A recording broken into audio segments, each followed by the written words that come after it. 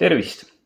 Ma olen oma varasemates videotes lubanud, et kui avastatakse mõni toidulisand, mis annab sulle supervõimed, tõstab su eluiga paarisaja aastani ja parandab su treeningtulemusi 1,000,000%, siis olen just mina see, kelle käest sa selle kohta esimesena kuuled. No vot ja oot. Ma vaatan, et kõigil, kes mu videot praegu vaatavad, ei olegi mu YouTube'i kanal tellitud. Näiteks sina seal. Ja just sina. Vaata telli ära, sest äkki ma rohkem muidu ei räägigi. Vajuta sellele tellin nupule. Me kõik teised ootame nii kaua. Aeg kulub. Väga hea. Aitäh sulle. Vaata, kahjuks ma pean nüüd ütlema, et endiselt ei ole avastatud toidulisandit, mis teeb sinust superkangelase, aitab elada paarisaja aastani ja parandab su treeningtulemusi kas või 100%. Aga üks väga põnev uuring on küll tehtud ja neis ringkondades, kus otsitakse võimalust inimese elukestvust ja elukvaliteeti oluliselt tõsta, on see uuring viimasel ajal väga oluline teema, nii et ma võtan selle siinkohal jutuks. Teadustöö, mis on mainitud ringkondades tekitanud palju elevust, on siin ja ma pean sulle sellega seoses kohe ära rääkima 2 asja. Esiteks, tegemist on teadustööga, mida ei ole veel üheski teadusajakirjas avaldatud. Ja seega ei ole seda veel ka eelretsenseeritud ja teiseks on tegemist uuringuga, mis on läbi viidud hiirtel. Samas, usu mind, kui antud teadustöö ei oleks oluline, siis ma sellest ei räägiks ja see, et ma pühendan terve video preprintile, mis tutvustab närilistel tehtud leide, näitab, et tegemist on potentsiaalselt üliolulise asjaga. Ja ma hakkan nüüd ilma pikema sissejuhatuseta rääkima, mida antud uuringus tehti ja mida leiti ja jooksvalt selgitan siin paari asja ka. Niisiis, esimese sammuna soovisid teadlased kindlaks teha, milline on see metaboliit või molekul, mille kogus tõuseb enim nende hiirte mitokondrites, kes on füüsiliselt aktiivsed, võrrelduna siis selliste hiirtega, kes on füüsiliselt mitteaktiivsed. Ma tuletan meelde, et mitokondrid on imetajate organismi üliolulised jõujaamad, mille peamiseks eesmärgiks on toota rakkude ja tegelikult kogu meie organismi eluks ja normaalseks funktsioneerimiseks vajalikku energiat. Lisaks sellele on mitokondritel veel mitmeid ülesandeid, näiteks reguleerivad nad apoptoosi ehk rakusurmaprotsesse, kaltsiumi käitlemist ja ka näiteks sooja tootmist muuhulgas. Ja viimase 10 aasta jooksul on aina enim hakatud mõistma, et kui me räägime vananemisest ja teistest haigustest, siis mängib mitokondriaalne tervis nende osas võtmerolli. Ühesõnaga, tegemist on ülioluliste organellidega, mille normaalsest tööst sõltub meie elu ja tervis. Kuna me teame tänapäeval väga hästi, et kõige tõhusamaks viisiks hoida mitokondrid heas toonuses ja töökorras on regulaarne füüsiline aktiivsus, sealhulgas lihastreening, siis on ka arusaadav, miks teadlased selle varem mainitud otsingu ette võtsid. Ja otsingu tulemus oli selline, ehk siis enim tõusis füüsiliselt aktiivsete hiirte mitokondrites võrrelduna mitteaktiivsete hiirte mitokondritega ergotioneiini nimelise aminohappe kogus. Ma natuke räägin, mis asi see ergotioneiin siis üldse on. Kuigi oleme ausad, selle ühendi nimi kõlab umbes nii, nagu see oleks meile tuntud kunagisest ETV lastelavastusest Pailapsiin, kus kahtlase taustaga tegelased Peeter Pipar ja Aleksander Suhkur manustasid lastele igasuguseid ravimikatsete reegleid räigelt rikkudes aastatel 1984 kuni 1987, ebaselge koostisi ja toimega ravimeid, mistõttu nad tõenäoliselt pandi lõpuks vangi, ma loodan, on tegemist looduslikult esineva väävlit sisaldava atüüpilise aminohappega, mida inimese organism ei ole võimeline tootma, vaid inimene peab saama seda toidust. Mis muudab juba aastal 1911 avastatud ent alles viimase 10 aasta jooksul lähemalt uuritud ergotioneiini väga huvitavaks ja annab selgelt märku sellest, et ühend on meie organismi jaoks eluliselt tähtis, on see, et meie organismis on 2 spetsiifilist transportervalku, mille nimesid ma ei hakka nüüd ütlema, te võite ekraanilt neid vaadata, ja mis tegelevad antud aminohappe transpordiga vastavalt soolestiku mikrobiomi ja keharakkudesse. Kui ma ütlen spetsiifilist, siis ei tähenda see muidugi seda, et need transporterid tegelevad ainult ergotioneiniga, nagu mõnikord ekslikult väidetakse, aga nad tagavad selle, et mitte ükski milligrammikene antud ühendit ei läheks toidust kaduma ja see jõuaks organismis just sinna, kuhu tarvis. Ja lisaks on meie organismil võime ergotioneini pikemaajaliselt varuks säilitada. Teadaolevalt imetajad ergotioneini ise organismis toota ei suuda ja seega tuleb meil seda saada toidust. Antud ühendit leidub suuremas koguses teatud ubades, kaerakliides ja fermenteeritud ehk kääritatud toitudes, aga kõige rohkem leidub seda seentes. Huvitaval kombel on välja pakutud, et ergotieniin võiks olla vitamiin, aga praeguseks ei ole selles osas veel üksmeelt saavutatud, kuigi paljude ekspertide arvates on antud ühend meie ainevahetuse jaoks nii oluline, et seda tuleks kutsuda pikaealisuse vitamiiniks. Huvitav on see, et me teame, et viimane ühend, mida me kutsume tänapäeval vitamiiniks, leiti juba aastal 1948. Nii et kui ergotieniin saaks vitamiini staatuse, siis oleks see esimene selline tiitel enam kui 75 aasta jooksul. Aga kas nii juhtub, seda me veel ei tea. Nagu ma ütlesin, ei suuda inimese organism ise ergotioniini toota, aga küll avaldati 2020. aastal üks põnev teadustöö, milles spekuleeriti, et üks inimese soolestikus elav bakter võib seda toota ja sel viisil toodetud ergotioniin võib jõuda inimese verre.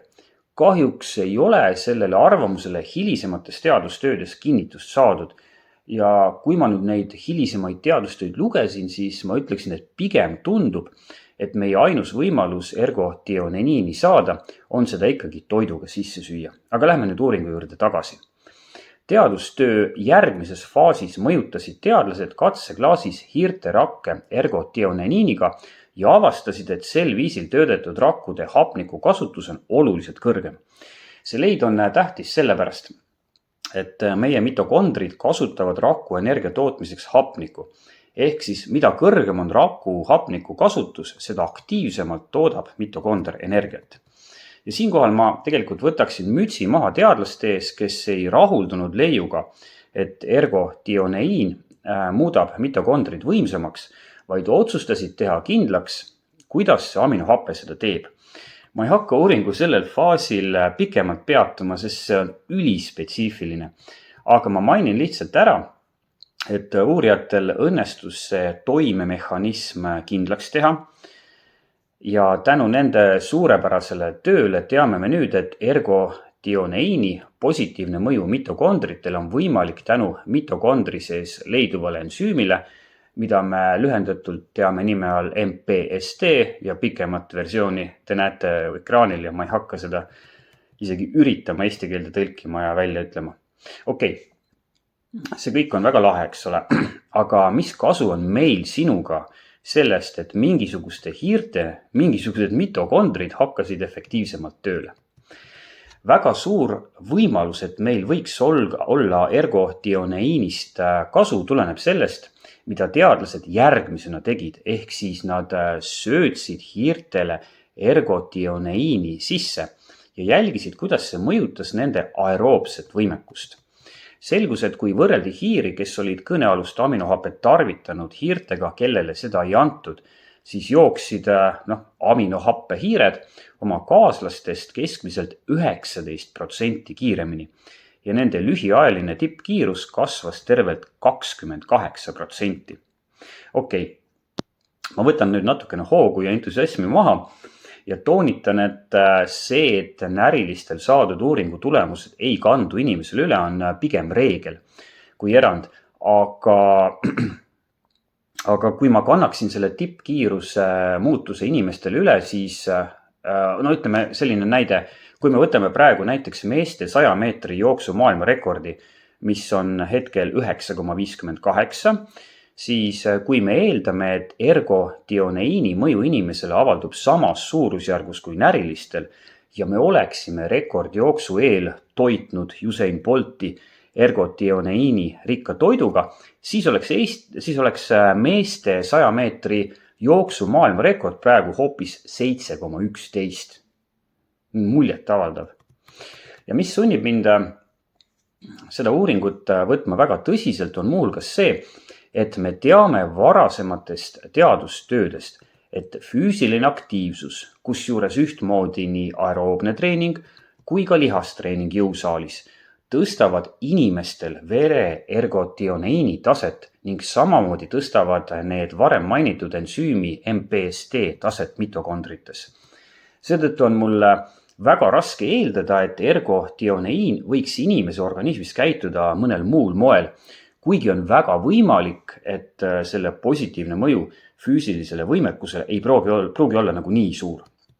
Aga mina tahaks näiteks nüüd hullult näha sarnast uuringut inimestel ja ma võin mürki võtta, et selle ettevalmistamisega juba tegeletakse, sest kui selguks, et ergotionein on ka inimestel nii võimsa mõjuga kui närilistel, no siis me räägime toidulisandi sektori mõttes kümnetest ja võib-olla sadadest miljarditest eurodest aastas.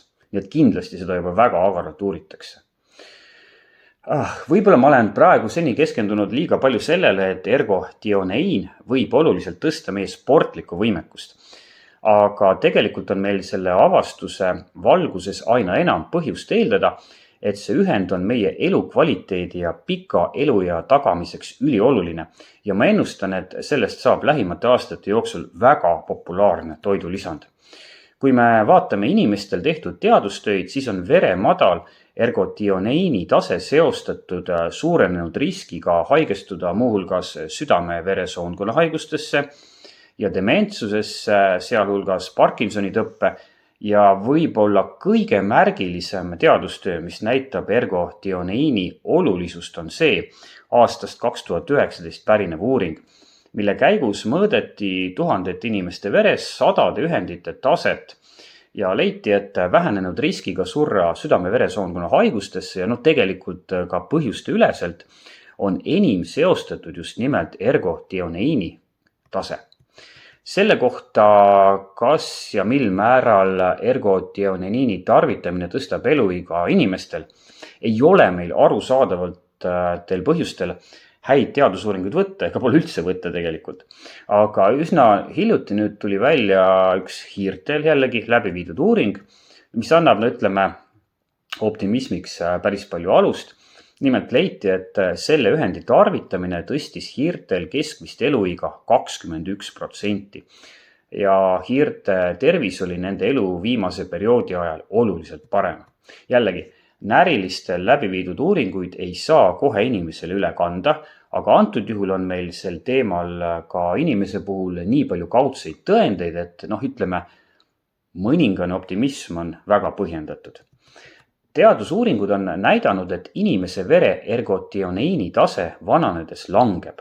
Ja kui me paneme selle teadmise kõrvale kõik selle, millest ma olen tänases videos rääkinud, no siis on ilmselge, et tegemist on ühendiga, mis on meie tervise, elukvaliteedi ja pika eluea osas ülioluline. Nagu ma juba ütlesin, saab ergotioneinist lähimate aastate jooksul tõenäoliselt väga populaarne toidulisand. Ma tegin ka Eesti apteegikettide seas väikese küsitluse ja praegu keegi siin Eestis seda toidulisandina ei müü. Veebist on seda võimalik tellida, aga ausalt öeldes ma ei kiirustaks seda tegema, sest tellida kusagilt Hiinast suvalisest kohast toidulisandeid ei ole minu arust väga hea mõte. Ja praegu on minu arvates selle teema valguses mõistlik teha kahte asja. Esiteks, söö rohkem seeni, sest kõikidest toiduainetest on, nagu ma juba ka varem mainisin, just seentes kõige rohkem ergotioneini. Ja kõige rohkem näib seda ühendit olevat meil kasvavatest seentest servikutes, näiteks austerservikutes, aga täitsa korralik kogus on seda ka näiteks šampinjonides. Ja teine asi, mida ma tahan sulle südamele panna, on see, et ole füüsiliselt aktiivne, sest treening, sealhulgas regulaarne jõutreening, tagavad selle, et su kehasse kogutud ergotioneini kasutatakse tõhusalt ja sellest on su tervisele enim kasu. Vaat siis, pista siis seened põske ja jõusaalis näeme.